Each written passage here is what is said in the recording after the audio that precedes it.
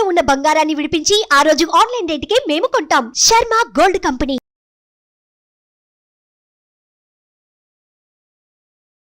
నమస్కారం, నేను మీ జాహ్నవి.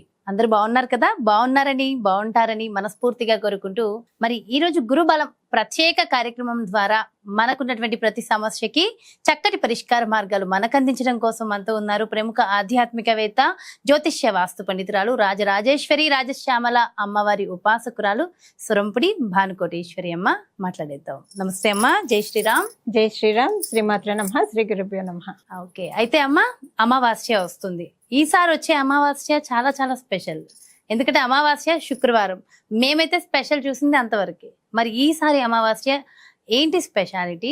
శుక్రవారం అమావాస్య వచ్చింది కాబట్టి లక్ష్మీ కటాక్షం కోసం ప్రతి ఒక్కళ్ళు ఏమైనా ఆచరించవలసిన ప్రత్యేకమైన విధి విధానాలు ఉన్నాయంటారు? అయితే మనకి ఈసారి అమావాస్య జ్యేష్ఠ అమావాస్య చాలా ప్రత్యేకత. ఎప్పుడైనా సరే ప్రతి మాసానికి వచ్చే అమావాస్యకి ఒక్కొక్క మనకి మళ్ళీ భాద్రపదంలో వచ్చే అమావాస్య మహాలయ అమావాస్య అంటారు. అలాగే జ్యేష్ఠ మాసంలో వచ్చే అమావాస్య మన జీవితంలో ఉన్న ఏ ఏ ఏ విషయాల్లో అయితే జ్యేష్ఠదేవి తిష్ట వేసుకొని కూర్చున్నా వాటన్నిటికీ ఉద్వాసన చెప్పవచ్చు. అంటే జ్యేష్ఠదేవి తిష్ట వేసుకొని కూర్చోవడం అంటే ఏమైనా మానసికంగా ఆవిడ ఉంటే డిప్రెషన్ ఉంటుంది వాళ్ళకి. ఎప్పుడు ఆవిడ ఎక్కడెక్కడైతే ఉంటుందో అక్కడ కష్టము ఇబ్బందులు ఉంటాయి. డబ్బు విషయంలో ఆవిడ ఉంటే ఆర్థిక ఇబ్బందులు ఉంటాయి. శరీరంలో ఆవిడ ఉంటే శారీరక ఇబ్బందులు ఉంటాయి, ఆరోగ్య సమస్యలు ఉంటాయి. సో ఇలా జ్యేష్ఠాదేవికి ఉద్వాసన చెప్పడానికి ఈ అమావాస్య చాలా బాగా మనకు ఉపకరిస్తుంది. జ్యేష్ఠాదేవికి ఉద్వాసన చెప్పి మంగళాన్ని మన జీవితంలో అంటే మనకు ఉన్నటువంటి కష్టాలని బయటకు పడేసి చక్క శుభాలు సుఖాలని మనం జీవితంలోకి ఆహ్వానించడానికి. అందులో మనకి శుక్రవారం వచ్చింది, అంతే కదా. సో ఎప్పుడైనా జ్యేష్ఠాదేవి వెళ్ళిపోతే ఎవరు వస్తారు? ఇమ్మీడియట్లీ గా వచ్చేస్తారు మహాలక్ష్మి అమ్మవారు. మన ఇంట అలా కొలువై ఉండాలి, ఇంకా అదే స్థిరంగా కొలువై ఉండేలాగా చెప్పండి అమ్మ ఈసారి అయితే. అదే తప్పకుండా జాహ్నవి. అలా శ్రీలక్ష్మి అమ్మవారు మన ఇంట్లోకి రావడానికి జ్యేష్ఠాదేవి చక్కగా సంతృప్తిగా నడుచుకొని వెళ్ళిపోవడానికి ఈ జ్యేష్ఠ మాసంలో ప్రతి సంవత్సరం కూడా జ్యేష్ఠ మాసంలో వచ్చే అమావాస్యకి పరిహారం చేసుకోవచ్చు. ఈ జ్యేష్ఠ మాసంలో వచ్చే ఈ అమావాస్యను అస్సలు మిస్ కాకూడదు. ఎందుకంటే శుక్రవారము మనకి పంచాంగ గణనాల ప్రకారము ఆ రోజు మంచి యోగం కూడా ఉంది, పద్మయోగం తోటి కూడి ఉంది.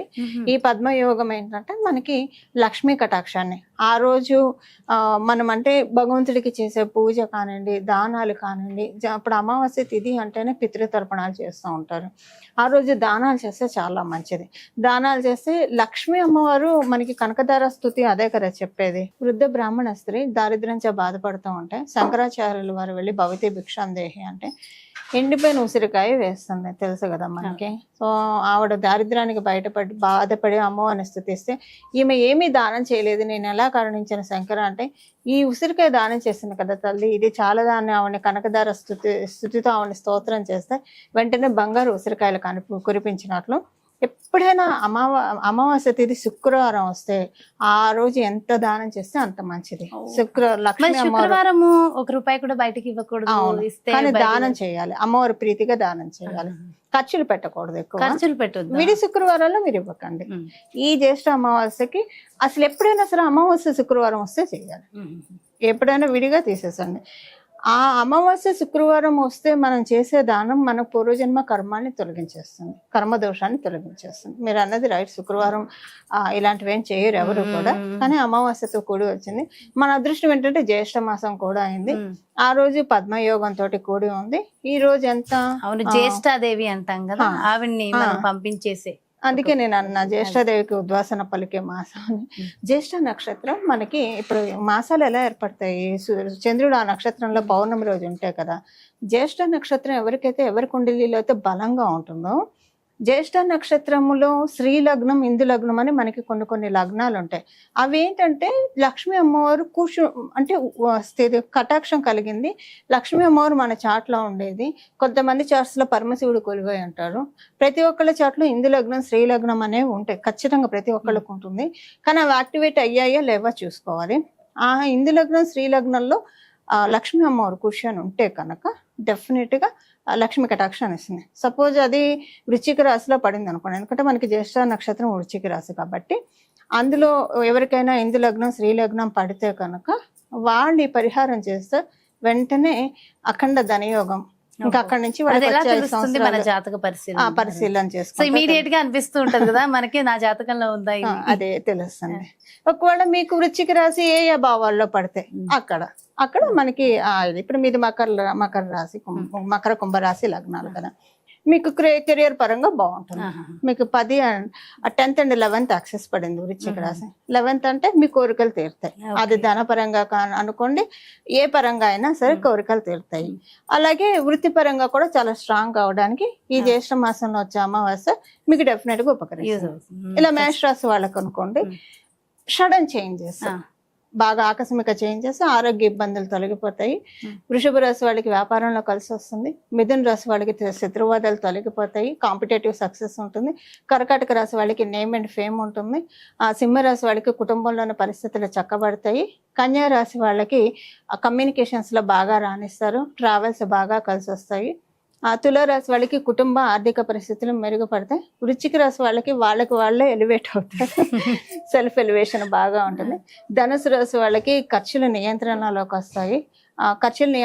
వస్తాయి. భగవత్ కృపా కటాక్షాలు కూడా వాళ్ళకి కలుగుతాయి. మకర రాశి వాళ్ళకి ఆదాయానికి లక్ష్మీ కటాక్షానికి సంబంధించిన అనుకూలతలు చూస్తారు.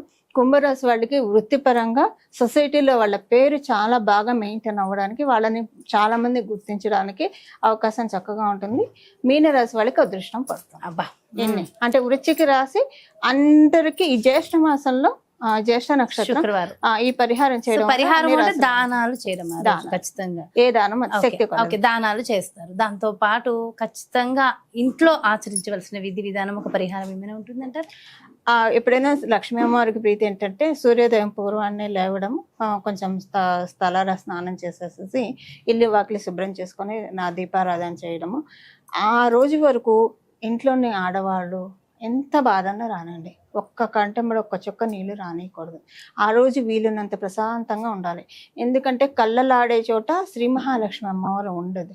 సో తెలియక ఎప్పుడన్నా మనకి ఎమోషనల్గా అవుట్ బస్ట్ అవుతూ ఉంటాం కదా, శుక్రవారం మటుకు అందులో ప్రత్యేకించి ఇలాంటి రోజుల్లో అస్సలు అవ్వకూడదు.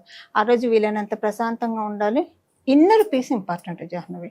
బయట మాట్లాడకుండా ఉండాలి, లోపల కూడా మనతో మనం మాట్లాడుకోకూడదు. ఉప్పుతో చేయవలసిన రెమెడీస్ ఏమైనా ఉంటాయమ్మా ఆ రోజు ఉదయాన్నే ఉప్పు కొనుక్కుంటే మంచిది. మీరు ఆ రోజు ఉదయాన్నే చాలా ఉప్పు చాలా, ఎందుకంటే మీరు చాలా మందికి వాళ్ళ జాతక రీత్యా చూసి చెప్తూ ఉంటారు కదా, సో అది ఎవరికైనా అది జనరల్ గా ఎవరికైనా సరే మన వ్యూస్ కోసం టైమింగ్ కూడా చెప్పేయండి అమ్మా. షూర్ జాహ్నవి. ఇది ఎందుకంటే చాలా మంది చేసి ఫలితం పొందిన రెమెడీ మీ నోటి నుంచి నేను ఈ రోజు ఎలాగైనా అంటే ఆ రోజు ఖచ్చితంగా చేయడం, మన వ్యూస్ అందరికి మంచి జరగాలమ్మా, ప్రతి ఒక్కరికి మంచి జరగాలి, అది ఒక్కటే ధ్యేయం అంతే. మీ సంకల్పం సత్సంకల్పానికి ఎప్పుడు భగవత్ కృప భగవత్ తోడు ఎప్పుడు ఉంటుంది. 6:30 to 7:30 మధ్యలో కళ్ళు ఉప్పు తెచ్చుకోవాలంటే ఆలోగా ఏం కొనకూడదు. ఫస్ట్ ఖర్చు పెట్టేది అదే రూపాయి ఉండాలి. నరదిష్టి, నరఘోష, దిష్టి దోషాలు, లేదా గ్రహ దోషాలు, గ్రహ పీడలు, ఇప్పుడు మనం ఎదుగుతున్న క్రమంలో ఇలాంటివన్నీ లేకుండా చక్కగా ఎదుగుతాం. చాలా మంది మనల్ని వెనుదటి ప్రోత్సహిస్తారు. పోనీ ప్రోత్సహించకపోయినా పర్వాలా, మన ఎదుగుదల చూసి ఈర్ష్యపడకుండా ఉంటే చాలు. అలా లేకుండా కట్ చేస్తాను. అద్భుతం, చాలా సంతోషం. అండ్ ఉప్పు ఆ రోజు ఉప్పు కళ్ళతోటి చాలా రెమెడీస్ ఉంటాయి, సరే అది సెపరేట్ గా చేద్దాము. ఓకే, ఉప్పు కళ్ళతో స్నానం కూడా ఆ రోజు చేయొచ్చు అంటే వాటర్ లో వేసుకుని అదే మీరు చెప్పిన దృష్టి దోషాలన్నీ కూడా తొలగిపోతాయి. సో ఓవరాల్ గా చాలా చాలా అద్భుతమైన యోగాలు ఉన్నటువంటి రోజు. అండ్ మొత్తం 12 రాశులకి సంబంధించి కూడా అలా చెప్పేశారు. చాలా చాలా సంతోషం అమ్మా, ఎంతో చక్కటి విషయ పరిజ్ఞానాన్ని, చక్కటి పరిష్కార మార్గాల్ని మా అందరికీ అందించారు. Thank you so much. జై శ్రీరామ్. మంగళం. నమో భగవతే వాసుదేవాయ. చూసారు కదండి, మరి ఇది అమావాస్య శుక్రవారం, ఎంతో ప్రత్యేకమైనటువంటి ఆ రోజున మనందరం కూడా ఖచ్చితంగా ఆచరించవలసిన విధి విధానాలు, మరి ఏ రాశి వారికి ఎలాంటి ఫలితాలు వస్తాయి అనేది కూడా డీటెయిల్ గా ఎక్స్ప్లెయిన్ చేస్తూ ఖచ్చితంగా ప్రతి ఒక్కళ్ళు ఆచరించవలసిన విధి విధానాలు కూడా చెప్పేశారు కదా. సో డెఫినెట్ గా ఇవన్నీ ఫాలో అయిపోతే జీవితం చాలా చాలా బాగుంటుంది. మరో ప్రత్యేకమైన కార్యక్రమంతో మళ్ళీ మీ ముందుకు వచ్చేస్తాను. మరి అలాగే మీ యొక్క జాతకానికి సంబంధించి కానీ, లేదంటే మీ ఇంటి వ్యాపార వాస్తుకు సంబంధించి కానీ ప్రత్యేకంగా మరి పరిష్కార మార్గాలు కావాలి, భానుకోటేశ్వరి అమ్మ అపాయింట్మెంట్ కావాలి అంటే ఇంకెందుకు ఆలస్యం, వెంటనే క్రింద డిస్ప్లే అవుతున్నటువంటి నెంబర్స్ కి కాల్ చేయండి, అపాయింట్మెంట్ తీసుకోండి. జై శ్రీరామ్. సుమన్ టీవీలో మీ పర్సనల్ అండ్ బిజినెస్ ప్రమోషన్స్ కోసం కింది నెంబర్ కి కాంటాక్ట్ చేయండి.